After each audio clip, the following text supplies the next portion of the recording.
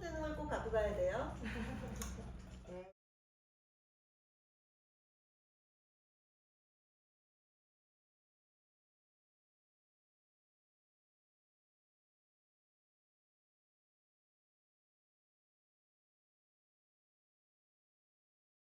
정말 그건 근데 그분들도 이제 정전됐을 때 아무도 놀라지 않아요. 그냥 너무나 자연스럽게 가서 이렇게 등불 있잖아요. 그거 갖고 나오셔서 저는 마치 과거로의 여행을 하는 느낌도 들었어요.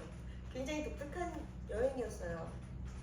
너무 빨리 발전하는 사회도 또 옛것을 이렇게 지키는 것도 좀 좋은 것 같은 생각도 드는데요.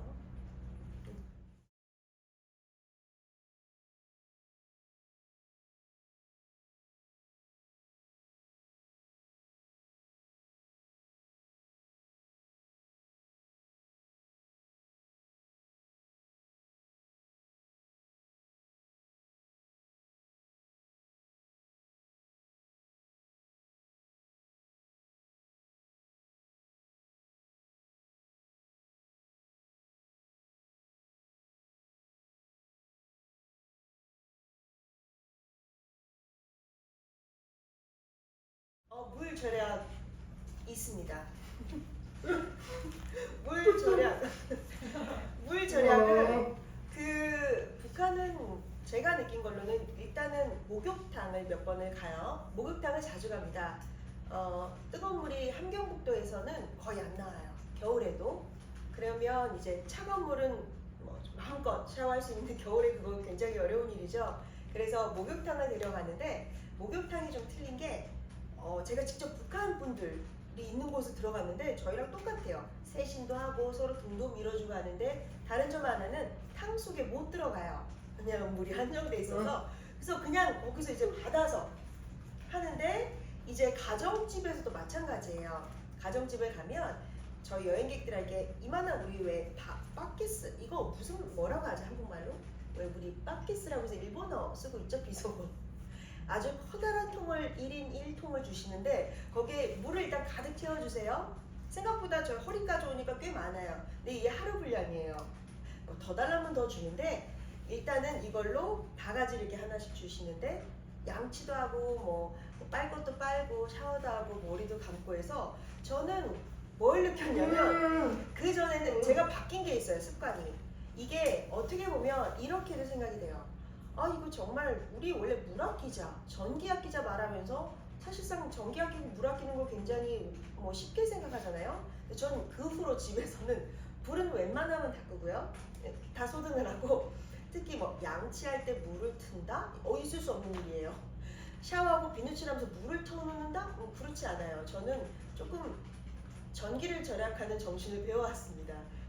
정말 웃자고 하는 얘기는 아니고 마음에 배웠어요. 몸에도 배우고. 그래서 이번에 세 번째 북한에 갈 예정인데 전혀 문제 없을 것 같아요. 이번에.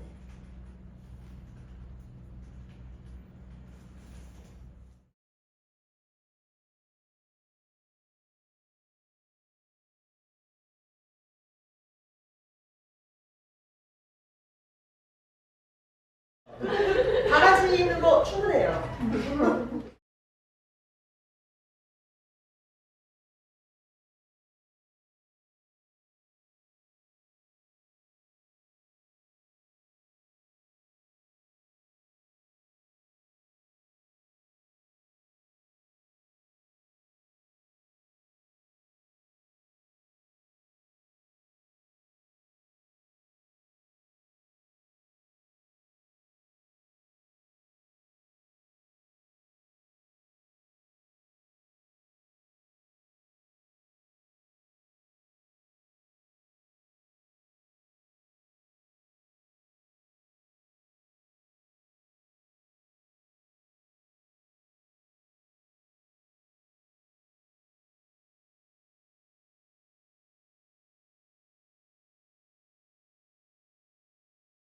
전 여행이 이게 관광 여행이고 또 일반 유럽인 대상으로 했기 때문에 군인들이 있진 않았어요. 그런데 제가 느낀 건 북한은 꼭 군인이 이렇게 감시를 하는 게 아니라 누군가가 꼭 그런 역할을 맡는 것 같아요. 주민이 될 수도 있고 왜냐하면 정전에 한번 밥을 먹다가 됐었는데 그때 굉장히 늦은 밤이었거든요.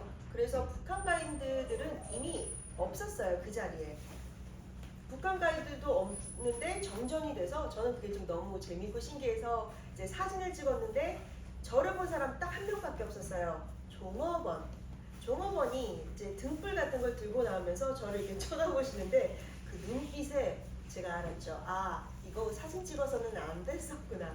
무언의 언어가 통해서 북한은 그리고 다음날 제가 이제 그냥 아무 생각 없이 관광을 하는데 저 가이드님이 저한테 오시더니 그 말씀을 하시더라고요. 되게 조심스럽게 어제 정전이 되지 않았는가 여쭤보셔서 제가 네 그랬더니 혹시 사진을 찍었는가 그러시더라고요. 그래서 내가 네 하고 바로 보여드려서 그 자리에서 삭제를 했어요. 그래서 북한은 꼭 누가 보는 게 아니라 서로가 서로를 보는 느낌이 좀 들어요. 근데 그건 두 번째 여행에서도 제가 느꼈고 그 북한 분들은 익숙해져 있는 것 같아요. 왜냐면 제가 서울에서 왔다라는 걸 이미 그분들은 알아요. 그 비자를 신청했을 때부터 서로 비자 공유하고 이 사람 또 남조선 사람인데 또 왔네 해서 알고 있기 때문에 제가 갔을 때는 이미 서로 알아서 질문이 좀 있는 것 같아요. 여성분들도 남성분들도 있는데 특히 여성분들 이제 메이크업 북한 굉장히 화려하고 이뻐요. 저도 메이크업을 되게 좋아해서 진하게 하는데 그분들이 제 속눈썹이 되게 궁금했나 봐요. 물어는 보고 싶은데 어떻게 와야 되지가 이제 관건이었던 거죠. 저는 그때 몰랐어요. 관광객들 엄청 많아요. 베트남 관광객, 중국 관광객에서 정말 꽉 차서 줄을 서야 되는데 이제 저쪽에 있는 다른 팀 북한 현주민, 북한 현지 가이드죠. 저한테 이제 굉장히 누가 보면 그 옛날 어렸을 때 혹시 암표 알아요? 극장 가면 지나가면서 말하는데 저한테 남조선은 속눈썹을 어떻게 합니까? 하고 지나가셨어요. 그럼 저는 이 대답을 해드리려고 다시 한번 기다리는 거죠. 그래서 그분이 다시 웃으면서 왔을 때 제가 저희는 시술을 좀 하는데 여기는 어떻게 해요? 그럼 다시 가서 조금 돌아오셔서 우리는 그 붙입니다 까지 이런 대화가 서로 이렇게 할 수가 없는 거예요. 그렇게 하면 어디선가 검은색 양복을 입은 분이 저는 그분을 뭐 꼭 감시자라고 말을 할 수는 없겠지만 가까이 다가와요. 그러면 저는 모르죠. 그분들은 아는지 그냥 가세요. 자리를 피해요. 그래서 그냥 저도 이제 어느 정도 연륜이 있다 보니까 알아서 눈치껏 해야겠다라는 생각. 두 번째는 이제 거의 뭐 눈치 싸움인 것 같아요. 뭐든.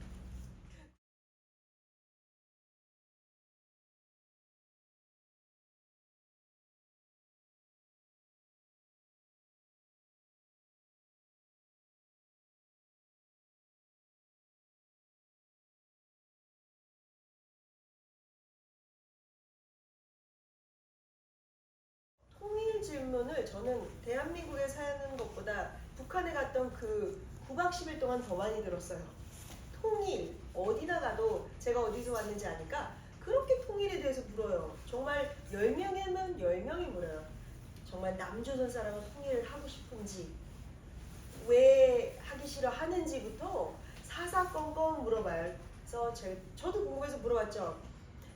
처음에는 그냥 넘어가고 싶었어요. 이런 질문이. 좀 예민하기도 하고 제가 통일에 대해서 얘기할 수가 없고 뭐 대표로 말을 할 수도 없으니까 네 그냥 그래서 뭐 남조선 사람들 통일 다 원하죠. 그냥 그러고 말았더니 갑자기 저를 보면서 우리도 다 합니다. 남조선 사람들이 통일 다 싫어하면서 갑자기 그 소리에 저는 좀 놀라서 저희에 대해서 잘 아시나 보죠? 그랬더니 다 알고 계신다고 그냥 얘기를 하더라고요. 그래서 남조선 사람들은 뭐 우리가 너무 가난해서 우리를 먹여 살려야 되니까 싫어한다고 하는 것 같다라고 하시길래 저는 이제 그런 분도 계시고 또 정말 통일을 원하는 사람도 있고 관심 없는 사람도 많다. 그래서 전 되려 물어봤어요. 제가 10번 정도 들은 것 같아서 그러면 북조선 사람들은 정말 통일 원해요? 아니면 그냥 하는 말이에요? 그냥 그랬더니 정말 10분한테 물어보면 10분 다 열성적으로 통일에 대해서 얘기를 해요. 당연히 통일을 해야지. 한민족이 70년 동안 떨어져 살면 저는 정말 통일 전문가 될 것 같아요. 거기 있으면. 정말 열성적으로 저한테 통일이 왜 필요한지를 얘기를 되게 많이 해요. 그래야지 열차도 다니고 우리가 다시 만나고 이산가족이 만나고 이렇게 말씀을 많이 하셨어요. 그래서 통일에 대해서 말을 하지 말라는 것은 전혀 없고 되려 통일을 많이 물어보시고 다만 남조선 사람이 갔을 때 해서는 안 되는 말은 사회주의와 민주주의를 비교하는 것 그리고 뭐 북한의 어떤 특정한 사상을 비하하는 것 북한의 삶을 비하하는 것 그거는 기본적으로 우리도 마찬가지인 것 같아요. 누가 뭐 미국에서 예를 들어서 조금 더 선진국인 나라에 와서 대한민국 화장실 봐 저기 저렇게 변기가 저렇게 생겼네 하면 저도 좀 기분이 나쁠 것 같지만 그런 좀 기본적인 우리가 그냥 여행 갈 때 지켰으면 하는 매너도 좀 포함이 돼 있기 때문에 네 그렇다고 해서 북한에 가서 뭐 말을 실수했다고 해서 갑자기 분위기 이상해지고 그런 건 전혀 아니에요. 저희랑 똑같아요. 아재 개그 이런 거 되게 싫어하고 젊은 친구들 특히 그 좀 나이 많으신 북한 여행객의 사람들이 오면 좀 싫어요. 같이 밥 안 먹으려고 해요. 그리고 그분들이 무슨 뭐 농담 던지면 웃지도 않아요. 여기 학생들이랑 똑같아요. 네. 그래서 비슷해요. 얘기를 하면 뭐 그리고 또 서로 공부를 누가 잘했니 못했니 또 열성적으로 토론하고 정말 눈을 감으면 아마 여기가 대한민국이야 북한이야를 알 수 없을 만큼 요즘 젊은 사람들은 더 그런 것 같아요. 그래서 그렇게 겁을 먹을 필요는 없고 가서 하고 싶은 말 다 하고 다만 하지 말아야 할 말만 빼면 다 괜찮아요.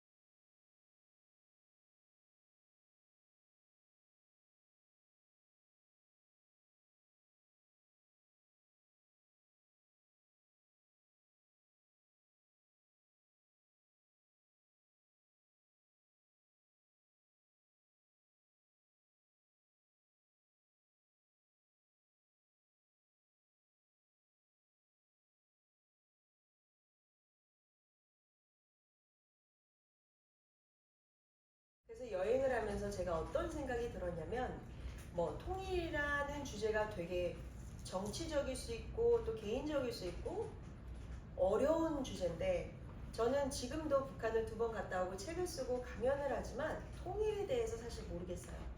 전문가들이 계시죠. 통일에 관해서 연구하시는. 근데 어떤 생각이 정말 가슴 깊이 와닿았냐면 뭐든 억지로 해서 되는 건 없지 않나라는 생각이 들어요. 일본 여행들 되게 많이 가잖아요. 그렇지만 결국 우리 한국 사람들하고 일본 사람들하고 축구를 하면 저희는 또 일본 사람을 좀 비하한다던가 그런 농담도 자주 하죠. 하지만 결국 일본은 가요. 스시도 먹고 일본도 가서 여행지에 가서 뭐 사진도 찍고 그렇지만 여전히 한일 감정은 남아있죠. 풀지 못한 숙제도 있고 근데 왜 북한은 그렇게 다가가지 못하는가? 라는 생각이 들었어요. 북한 역시 우리만큼 되려 어떻게 보면 한 민족에서 나오는 싸움이었어요. 네, 일본은 저희가 완전 다른 나라죠. 우리도 그러면 정말 쉽게 여행을 할 수 있다면 서로 책임을 짓는 거죠. 대신에 뭐 지켜야 될 건 지키면서 여행을 할 수 있다면 아무런 생각 없이 뭐 통일이라는 무거운 주제 가져가지 않고 그냥 맛집 찾아가서 맛집 굉장히 많아요. 카페도 정말 좋고요. 거기 피자, 파스타, 놀이공원, 수영장 너무 많아요. 젊은 친구들이 가서 아무 생각 없이 가서 여기 정말 맛있네 사진 찍고 인스타에도 올려주고 또 금강산 솔직히 젊은 친구들 금강산 뭐 산 그렇게 많이 좋아해서 가는 건 아닐 수도 있잖아요. 정말 놀거리가 너무 많아요. 특히 저희 같은 경우는 저는 대동강에 이렇게 맥주바가 있었어요. 대동강을 보면서 맥주를 마시는데 이런 거를 보면서도 사진 한 컷 찍어서 인스타에 충분히 올릴 수 있죠. 그러다 보면 어느새 우리가 갖고 있는 이런 좀 앙금이 있다라면 앙금은 조금 더 뒤로 밀려질 것 같아요. 대신에 나는 사람들과 북한 갔더니 여기가 맛집이래. 오리고기집은 안 가본 거야? 이렇게 되면서 사람들이 서서히 그냥 스며드는 거? 여행이 그런 역할을 할 수 있지 않나? 왜 통일이 꼭 정치적으로 통일이다 이렇게 하면 너무 복잡하잖아요. 근데 여행을 가다 보면 그리고 앞으로 젊은 세대들이 이제 어떻게 보면 해결을 할 문제이기 때문에 이 친구들이 오픈돼서 가고 또 거기 있는 친구들이 오픈돼서 맞아주면 그리고 여행으로 시작해서 서로의 명소를 나누고 하다 보면 앙금은 어떻게 보면 정말 가라앉는 게 되지 않을까라는 생각이 들어요. 일어난 일을 엎을 수는 없으니까. 네. 그래서 전 여행이 굉장히 중요한 역할을 하지 않을까라는 생각에 여행만큼은 다시 열렸으면 좋겠다는 생각이 들어요.